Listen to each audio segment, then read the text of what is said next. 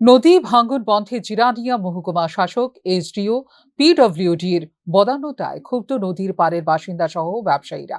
ঘটনা হাওড়া নদীর জিরানিয়া মহকুমার চম্পকনগর এলাকায়। এই এলাকায় নদীর পাড়ে বসবাসকারী মানুষ, ব্যবসায়ীদের বাড়িঘর, দোকানপাট ধীরে ধীরে নদীতে তলিয়ে যাওয়ার উপক্রম। এই অবস্থা থেকে মানুষকে রক্ষা করতে সরকার নদীর পাড়ে বোল্ডার দিয়ে নদী ভাঙন বন্ধে সিদ্ধান্ত নেয় এবং কাজ শুরু হলে কাজ নাকি সম্পূর্ণ অবৈজ্ঞানিক ও খুবই নিম্নমানের হচ্ছে বলে স্থানীয়রা অভিযোগ জানালেও পাত্তা দেননি জিরানিয়া মহকুমা শাসক, এসডিও এবং পিডব্লিউডির লোকেরা। এমনকি নদী ভাঙনের ফলে ক্ষতিগ্রস্ত পরিবারগুলি আজও পেল না ন্যূনতম সরকারি সাহায্য। আমরা অনেক দিন ধরে এই নদীর পাড়ে অনেক বছর হয়েছে এক রমেরই কাজ আয় কচুর কচুর কাজ করে বইয়া দেওয়া জায়গা।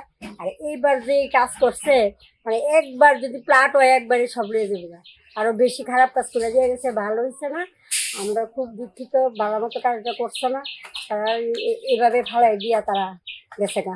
সর্বকে একটা বোল্ডার বানাইছে, বানাইয়া কয়েকদিন পরে পরে এমন করে কইরা দিয়া যায়। আমরা যে বাড়ি অত বড় বাড়ি ভাঙতে ভাঙতে আজকে একদম রাস্তার লগে লেগে গেছি গা, আমরা কোনো সাহায্য পাই না, কিচ্ছু পাই না।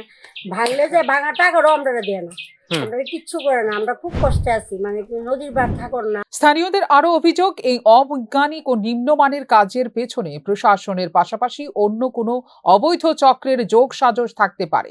তাই সরকার যেন এই কাজ এবং নদী ভাঙন বন্ধে জনগণকে দেওয়া প্রতিশ্রুতি অনুযায়ী কাজ করেন। সংবাদ মাধ্যমের মুখোমুখি হয়ে এই দাবি জানালেন স্থানীয়রা। ফিউরো রিপোর্ট, নিউজ নাও।